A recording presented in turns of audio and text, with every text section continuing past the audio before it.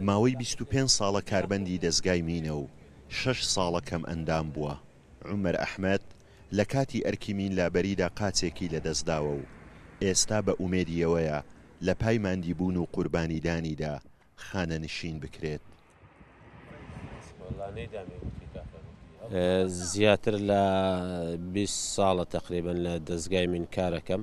دەستگای منیش بەردەوام بوو، ئیش و کاری هەموو ڕۆژێ بوو، ئیشەکانیشی سەختن و بەهۆی هەر لە دەستگای مینەوەش بەهۆی مینەوە قاسەکەم لە دەستدا و بوومە کەم ئەندام و هەتا ئێستاش چەند زاریش داوان کردیا کە حکوومەتی هەرێمی کوردستان ئەو مافی امتیازێک کە هەیە وەکو بڵێن لە نمونە خانەنشین داوای خانەنشینن کردیا خانەنشینن کرد. هەتا ئێستا هیچ جوابەشیان نەداینەوە، وەڵامەشیان نەداینەوە کە خانەنشینن بکەن.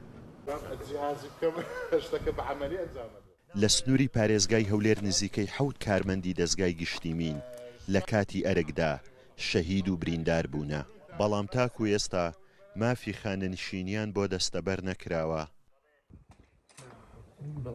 شەگەرانی مین وەک هەر پێشمەرگەیەکی قارەمان چۆن بەرگری لە خاک و پارێزگاری لە خاک و نەتەوە دەکا، پیشەگەری مینیش هەمان دەوری هەیە، هەمان ڕۆڵی هەیە لە پاکردنەوەی خاچی کوردستان لە مین و پاشماوەی جەنجی کە لە دوای شەڕەکان کاتێک شەڕ لەگەڵ هێزی پێشمەرگە کۆتایی پێدێ لەگەڵ پیشەگەری مین شەڕ کۆتایی پێنایە، بەردەوامە شەڕەکە. بەڵام بەداخەوە تا ئێستا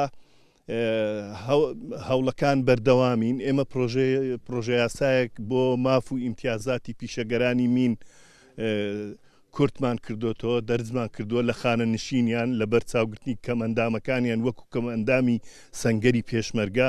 دەبێ بەرلەمانی کوردستان بە یاسا، حکوومەتی هەرێمی کوردستان بە یاسا بۆ ئەوەی بتوانێت کە مین لابەرێک بە ساڵدا چوو بۆ ئەوی بتوانێت خانەنشینیەکی بۆ دابین بکرێ.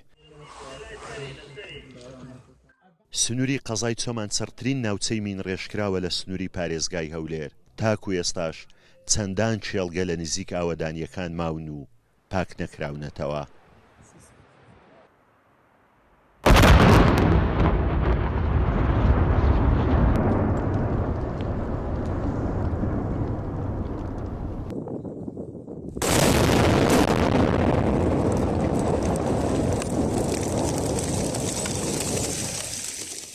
پێشەوە مەحموود کورسات نیوز، چۆمان.